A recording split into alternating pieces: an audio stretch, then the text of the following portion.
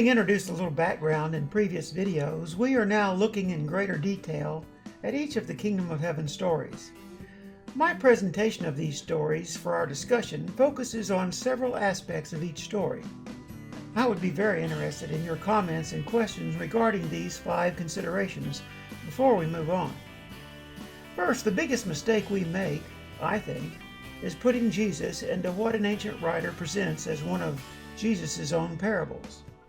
Secondly, to what does the ancient writer attribute each of Jesus' comparisons? To a person, to a thing, to an action, to an attitude, or to all of these, or none of these? Thirdly, with each story, at what point does the parable end and the ancient writer's commentary begin? Next, if the ancient writer proposes consequences, do these consequences refer to a literal place of turmoil, or to a mental state of turmoil, discontent if you will, being ill at ease? And can we separate the writer's proposition from the parable itself?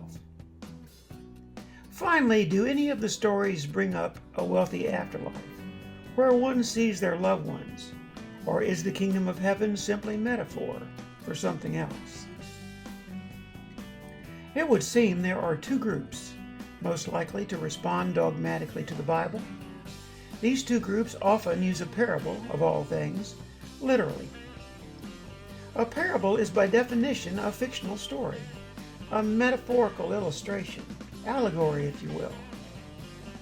The 2 groups who literalize the Bible most often seem to be the conservative Christian theist and the hard atheist.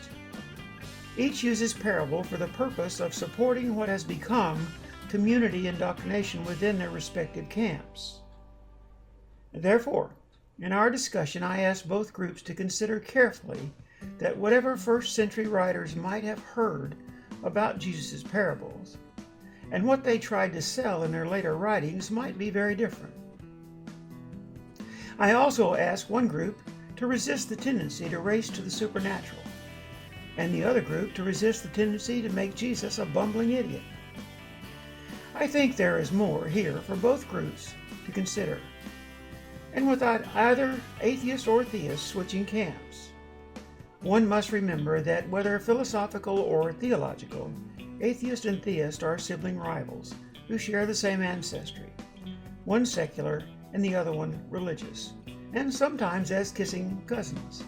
In case you didn't catch it, that was a parable. You are currently watching a video I used to summarize our discussion.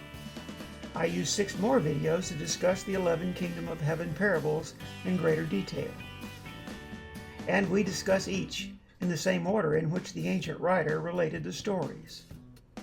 I will upload these videos as quickly as I produce them. You can find them in the For Heaven's Sakes playlist as follows. The first video includes the first 3 consecutive and related Kingdom of Heaven stories I entitle The Life and Times of a Great Idea. It employs the germination of weeds, good seed, and leaven. Video 2 is the next 3 consecutive and related Kingdom of Heaven stories. I call it One Man's Trash is Another Man's Treasure. These 3 stories employ the search for the valuable and the sorting out of relative value. Then comes a single story, Forgive, but Don't Forget, related to one's response to paying it forward. And video 4, the 8th story, is named There Is No Payday Someday, a parable that explains there is no ticking time bomb related to some good decisions.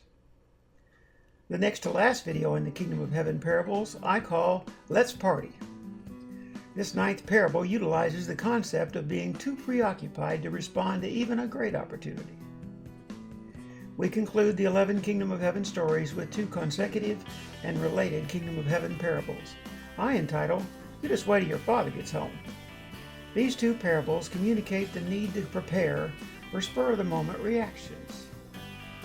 So don't be so serious. Let's try to have a little fun with it. It's no skin off my nose what you believe or continue to believe, or what you disbelieve and continue to disbelieve. By the way, that's another parable. Remember, we are looking at one ancient writer's rendition of Jesus' teachings, the only biblical writer to employ the figure of speech, kingdom of heaven.